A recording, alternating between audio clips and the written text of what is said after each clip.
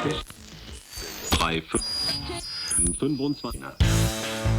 this episode, we look at the tiny, idiosyncratic wins that make life in Bangkok enjoyable. So if you've ever made a list of the small but meaningful things that make you smile in Thailand, you'll dig this episode of the Bangkok Podcast.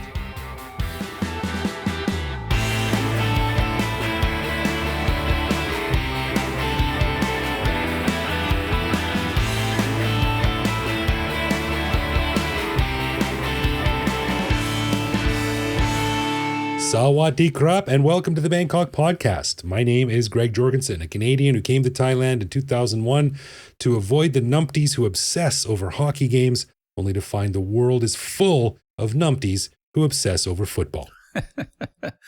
Numpties? I'm not sure that's an American word.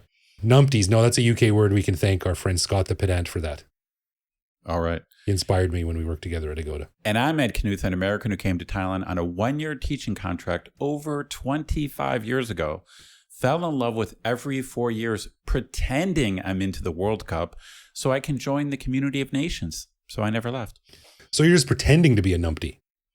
Well, yeah, that's right. Yeah, maybe that's my defense. I'm not really like whatever that word is. I'm not really that. Yeah, it's sometimes hard to explain. I'll never forget I'm sure I've told this story, but I'll never forget the taxi ride I was taking years ago, and the guy was trying to strike up a conversation with me, and he goes, "You like football?" My job. You're like, "Oh, basketball?" No. Just thinking, golf? No. He looks in his rearview mirror. He goes, "You like lady?" Yeah, Puying. I was going to say like, that's classic. That is classic. That's good. Bro culture. Yeah. All right, we want to give a quick thank you to one of our patrons, Christine, who supports us at the show shoutout level.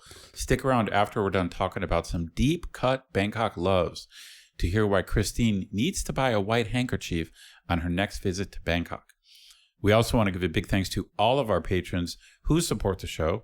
Patrons get every episode a day early, behind-the-scenes photos of our interviews, a heads up to send questions to upcoming guests, and access to our Discord server to chat with me, Greg, and other listeners around the world. But best of all, patrons also get an unscripted, uncensored bonus episode every week where we riff on current events and Bangkok topics. On this week's bonus show, we chatted about riding motorbikes in the rain, not in a romantic way, the PR quagmire that Australia is dealing with after a very bad week in the Thai news, and discussions about the World Cup, including my light involvement in the event and Greg's near total ignorance of the entire rigmarole. To learn how to become a patron and get all this good stuff, plus full access to over 800 bonus and regular back episodes, click the support button at the top of our website. That's right. And don't forget, if you are oot and a boot in Bangkok and see a Bangkok Podcast sticker, take a picture. Send us 3 pictures of 3 different stickers, and we will send you a gift. I've been putting a few up around the city over the past couple of weeks. Not a lot, but here and there. Litterer. They're poked around. No, I like I said, my firm stance is that I am a civic improver. I see. Adding a little bit of color to the city. All right, on this episode, Ed and I are both in a pretty good mood this week, so we wanted the show to reflect that.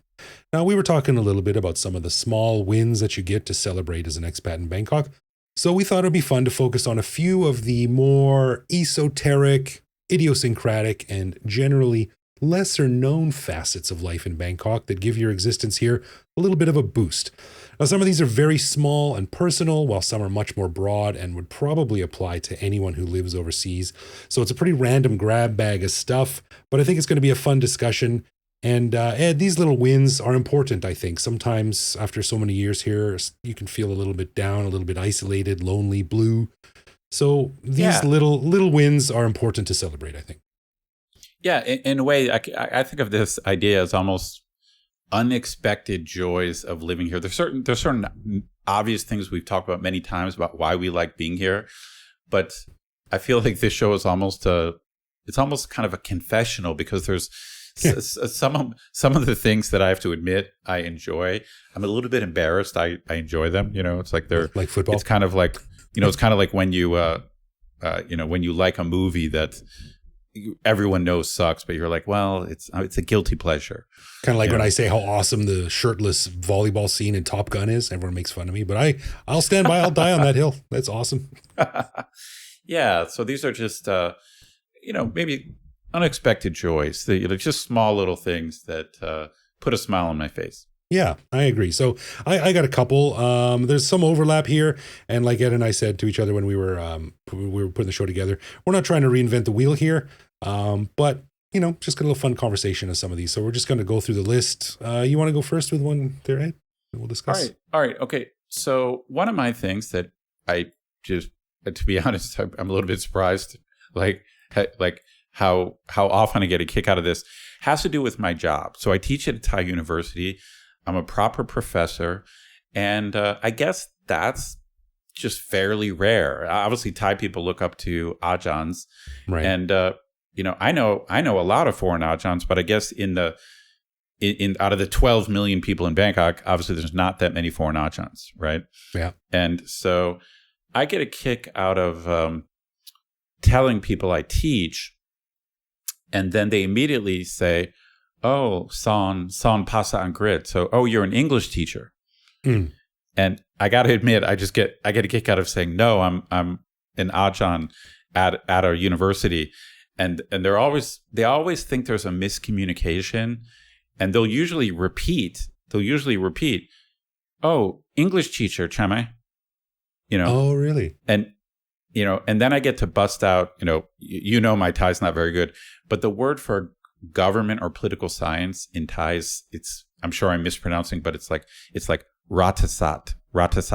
Okay. So I say my chai san ratasat, and that like kind of blows their mind. It's like they're like, and it's so dumb. It's like it's not like it's a big deal to teach government. It's not like it's not some prestigious thing. But it's funny. I got to admit, it happens all the time. I mean, I should count. I feel like it happens a couple times a month, because taxi drivers especially are riding taxis constantly, and they like to ask what you do. Sure, yeah. It's a common thing. And as soon as I say, if I say I'm an Ajahn, they will assume that I don't know really what an Ajahn is. Like they'll assume, "Oh, you're just an English teacher." Like so the proper Thai word for that would actually be crew. Crew. Right. Crew ed would be the right word. But even though I say I'm an Ajahn, they assume I don't know what an Ajahn is. So what you need to do is then find the Thai equivalent that carries not only the translation of, but context of, well, actually. Right. Well, it's funny because I got nothing. There's nothing wrong with being an English teacher. It's like if I was an English teacher, I would have no problem saying that. Yeah, right. But the truth is, it's their reaction. It's like they think it's a big deal, and then to throw it in, like if I mention the university that I teach at, it's supposed to be one of the better universities, and so again, it's a cheap thrill. Like I didn't like I shouldn't get a kick out of this, but they think it's a big deal. So I'm just taking the free love, Yeah, sure. Why not? It's like saying someone, "What do you do?" "I'm a pilot." "Oh, what kind of planes do you fly?" "The space shuttle." Right. Oh, no, shit. that would be actually cool. That would be actually cool. Teaching political science at a Thai university, I'm not sure that qualifies as cool in any culture at any time. Well, I'm sure that the astronaut and the university professor can both enjoy the little wave of love that flows over them. Well, what do you got? Well, my first one is something that I sort of get a little kick out of when I'm walking along the sidewalk or I get a mysterious phone call. And you and I have discussed this on the show before, something that we call reverse racism or positive racism. And right. Obviously racism is a monstrously complex topic and we're not going to try and decode that here. But sometimes when we say racist, is sort of overlaps with racial profiling. And that can actually kind of work in your favor sometimes. So for instance, when I'm walking down the sidewalk and there's someone standing there and they're handing out annoying pamphlets to everyone who comes by. Oh, right. Yeah. And they see me and they're like, "Oh, he's not going to get anything out of this." And so. Oh, That's right. You get opted out. I get opted out. Yeah. No, that is a deep cut. I mean, it is a small thing, but I totally understand what you're saying, because at my university, there are a bunch of formal rituals. You know, I work for the Thai government, so there are these Thai ritual things that the Thai ajahns have to go to, and then the foreign ajahns, we just ignore it. Yeah, you know, we just ignore it, and they ignore us, and so we just get to opt out. Just convenient dual ignorance. We just get like the exception card. Yeah, and it's usually like it's some horrific thing. You know, it's like meet at 8 a.m. before class and be blessed by these monks on this auspicious day. Yeah, sit on the floor in a non-air conditioned room for an hour. It sounds awesome. Yeah, so it's great. It's great to just be foreign, to be outside the bubble. I also get the equivalent of when someone calls me, and it's usually a bank or some bullshit like that, and I'm like, hello, I go, Swaddy Cap, and they go, blah, blah, blah, blah, blah, blah. And I go, yeah, I don't know what you're talking about, and you can hear them go, oh, right, sorry. No, these are good. Yeah. Sorry, and then click. And what I hope is that they get on their little computer system, because I used to do telemarketing too, so I know they got to record each call, and they mark down like Farang, do not call. Useless waste of time to contact this person. Oh, that would be great. That would be great. I wish. Yeah. What do you got? All right. My next thing is it's a little bit dark. In a way, it's how do I explain this? I'll see if I can do this quickly. Back in the day, a buddy of mine's dad told us about his brother, my buddy's uncle, who had serious mental health problems. And so my buddy's dad had to take care of his brother his whole life. Okay. Right. But the lesson that my buddy's dad was trying to teach us, he said he feels good every time he leaves, or if he knows he doesn't have to deal with his brother. Like he basically was saying, like, it's okay to be selfish. And so he was saying something like, when I forget the details, it was like when his sister's in town or whatever, he kind of has this joy of like, oh, cool, I just don't have to deal with my brother now. you know. And so he was kind of saying, like, do the right thing, but it's okay to be a little bit selfish and just put yourself first. And so this is a little bit like this. So right now, there's a whole bunch of family drama going on in my life back in the States, which obviously I can't talk with in detail. Yeah. And I really should be there, or I should be participating. This is like important family stuff going on. And like by all rights, I have a seat at the table and I should be there. But I just get to play the Thailand card. I just get to put on the table like, I'm sorry. Oh, it's too bad. I live 10,000 miles, or the 12-hour time. Oh, this is, I just can't, you know what I mean? I wish I could be up at 3 a.m. on the phone call, but the truth is I should be, but my guilty admission is I'm kind of glad I'm not there. No, I get it, man. I have the same thing. There's a fair amount of family drama going on back at home too, but and this actually could be maybe a conversation, a whole new conversation, perhaps a conversation with my therapist or something, but like it's very, very easy to say, sorry, I don't have time to deal with this right now. I got bigger things to worry about. Like, I got a family in Thailand. I got a life in Thailand. That's my focus. I'm out. Right. And, I sometimes wrestle with this myself, and I'm getting kind of serious here, but it's, am I being a quitter? Am I leaving my family in a lurch? Am I not, pulling my weight? But at the same time, it really is true. I've got a family here, and that's my focus. That's got to be my priority. And so it is kind of a relief when you can sort of skip out on all that crap back home and deal with what your main priority is, which is my life in Thailand. Yeah. So normally the simple truth is I miss both my family and friends and wish I could go back more. So this is, on my list of improving my life is I want to go back more often because I like it when I go back. I really do. And so hopefully I'll have more time or more money and I will be able to go back more. So normally that's how I feel. But with all the drama going on, I'm like, I'm kind of feeling happy. I'm sequestered. I'm over here, and Right. I get to opt out. I get to opt out. Right. So you're like, I really wish I could be back there, but I have to go back to Thailand. Right. So my next one is, of course, related to a movie, or is inspired by a movie. You remember that awesome 80s movie called They Live with Rowdy Roddy Piper? And, Yes. Yeah. Sure. Keith David, about the alien invasion, and he finds some magic sunglasses that he puts on, and he sees the real world as it is.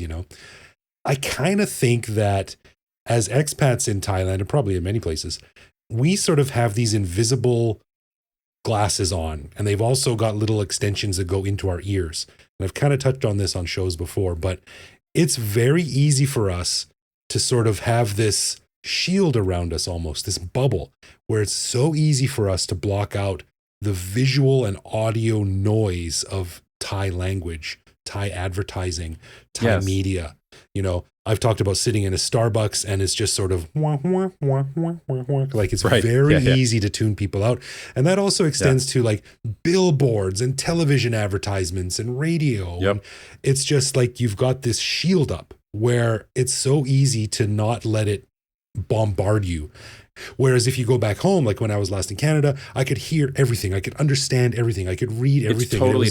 I overload. I agree with you 100%. 100%.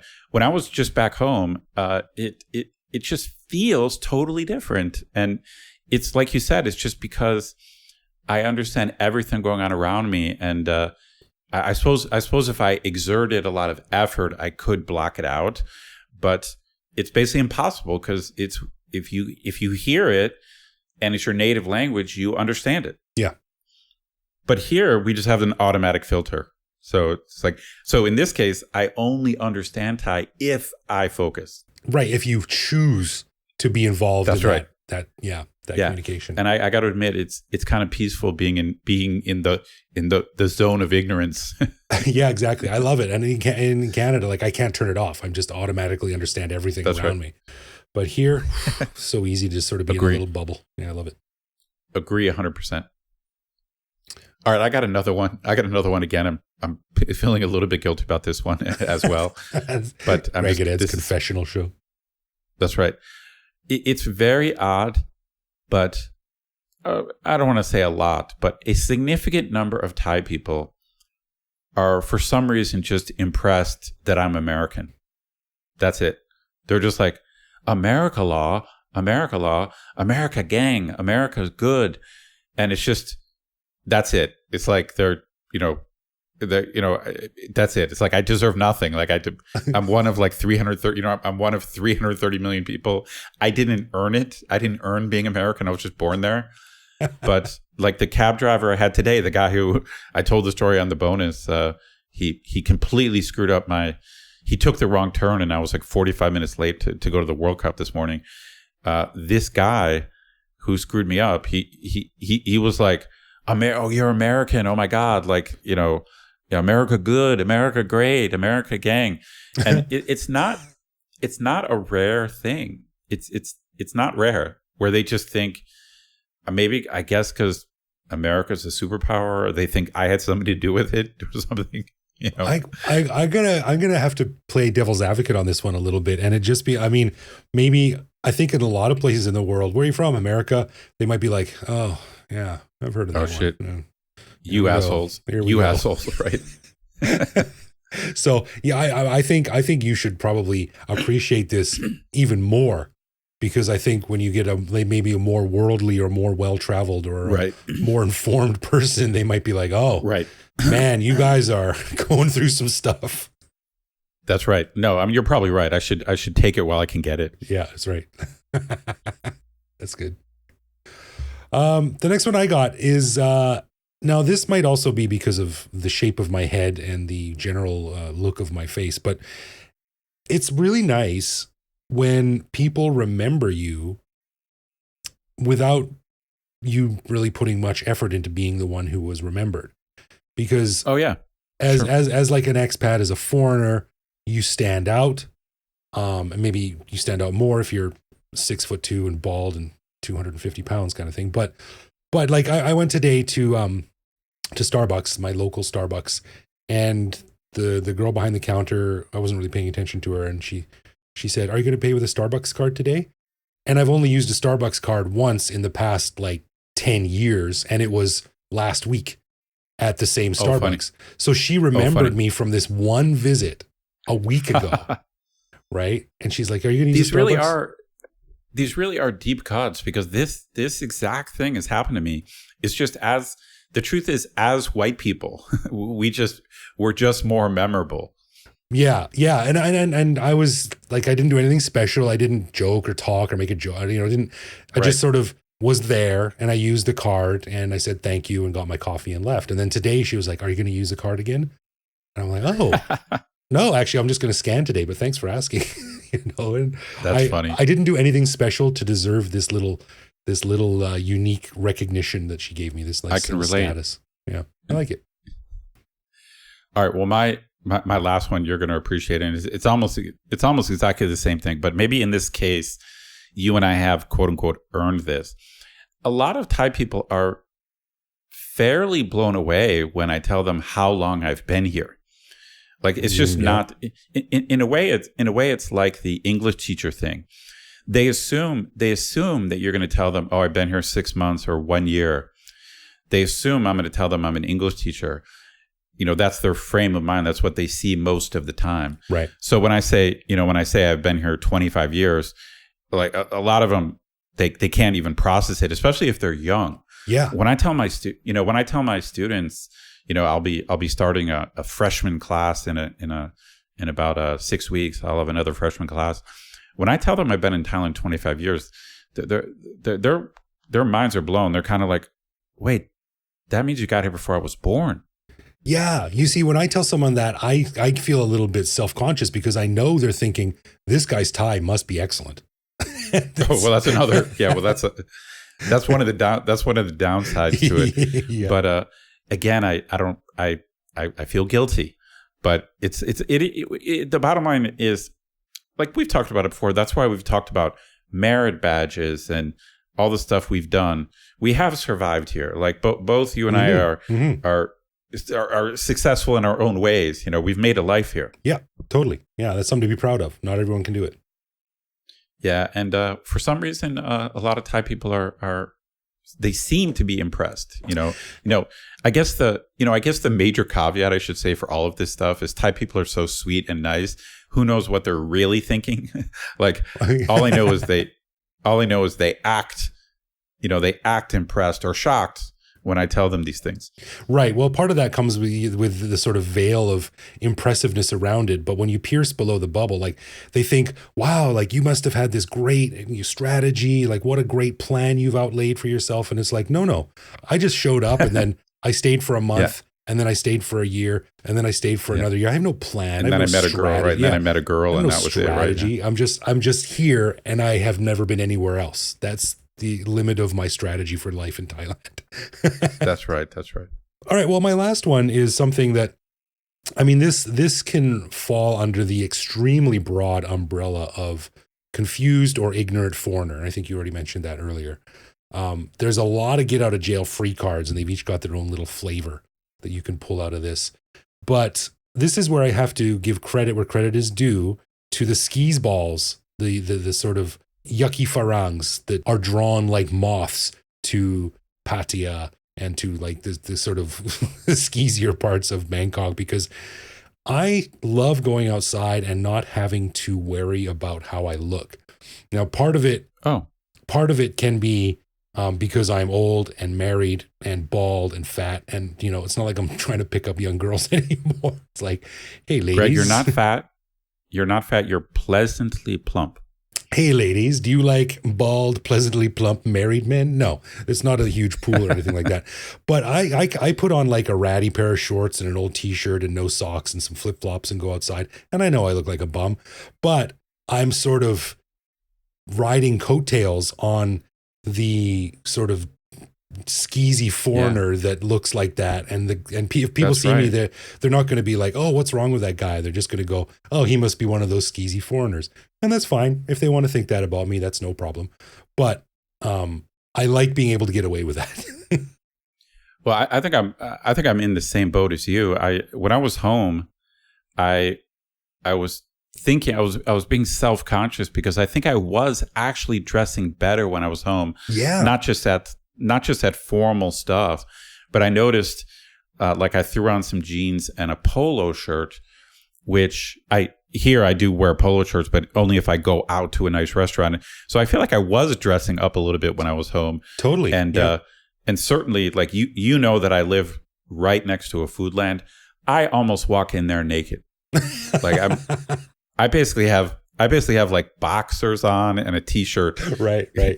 It's basically my kitchen, more or less. Yeah, but if I go home, I want to look nice for my family. I want to look nice for my friends I haven't seen in a long time. Over here, I'm just like, who am I trying to impress at the villa that I go to? I don't care. So it's not something to be proud of, but it's something that I enjoy being able to get away with. Well, we're being honest. This is an honesty show. Yeah, exactly. And we're in the truth. We're in the truth tree.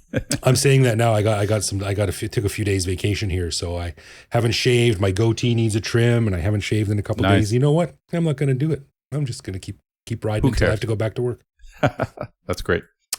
Anyway, that was just a quick list that Ed and I came up with. These sorts of small wins, the little bright spots, the minor little facets, guilty pleasures of life as an expat in Thailand that give you a little boost and that sometimes we all need to focus on. So, fun list, good conversation, Ed. So, as we mentioned at the beginning of the show, we'd like to say thank you to Christine for lending us her support at the show shoutout level.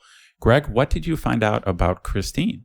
Well, we got a very lovely letter from Christine. She found our show and she says she has listened to a lot of it because her and her husband love coming to Thailand. And check this out, Ed. She is from Luxembourg, which is wild. Yeah, we don't know a lot of people from Luxembourg. Although I do have to say that I did have an ex-girlfriend from Luxembourg, and that was she was hot. She was smoking. A very important relationship in my early Bangkok days. So I have fond impressions in my mind of Luxembourgian people. So now I wonder what Thai people say when she said she's from Luxembourg. I don't know. Do you think a lot of Thai people know where Luxembourg is? Well, that's what I'm saying. That's a good question. I don't know what reaction you get. I remember when I was in grade 7, each class had its own country as its house. So you had like Denmark and Austria, and my class was Liechtenstein. We were like, oh, really? We were like, what the hell? Anyway. So are you a world expert on Liechtenstein now? Apparently, yeah. But it's great to hear from Christine. And then I said, well, tell us a little bit about yourself. And then she made me laugh. She said, there's not a lot of gossip material. I'm from Luxembourg. I love traveling, especially to Thailand.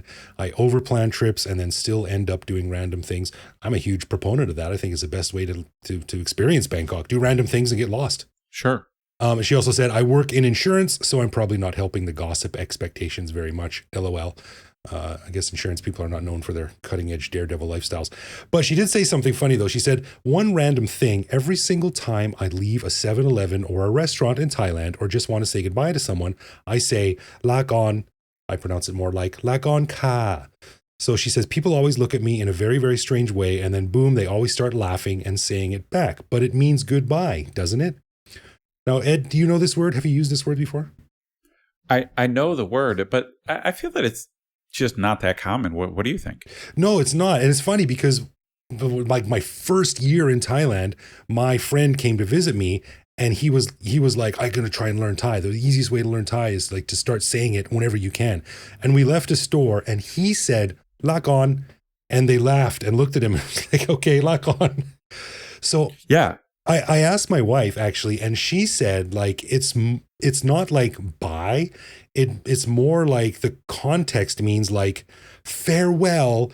And what I imagined was like a woman standing on a dock waving a white handkerchief at her husband on a ship who's leaving, right? Like that's great. It's sort of a more like long farewell, term, like farewell. That's a good translation. Yeah, fare thee well, or have a great trip, or something like that. So it's not a casual goodbye. So that might be why they're laughing. It's not common. That's right. So Christine, when you and your husband are here and we go out for our inevitable beer, I'll bring a white handkerchief to our meeting, and when you leave a 7-Eleven, you can be like "lak on ka" and then wave the handkerchief and. It'll be real nice. That's great. But thank you, Christine. Very thankful for your support and hope to see you when you're in town next. For sure. Thank you, Christine. Alrighty, a final thanks to all of our patrons who support the show. Patrons get a ton of cool perks and the warm, fuzzy feeling knowing that they're helping in our never-ending quest for cool content. Find out more by clicking support on our website. And connect with us online. We're Bangkok Podcast on social media, bangkokpodcast.com on the web, or simply bangkokpodcast@gmail.com. We love hearing from our listeners and always reply to our messages. Unless, of course, you're a PR agent who pitches clients who have no connection to Bangkok. That's right, and you can listen to each episode on YouTube. Send us a voicemail through our website. We'll feature that on the show. Hit me up on Blue Sky at BKK Greg. Thank you for listening, everyone, and we'll see you back here next week. No doubt.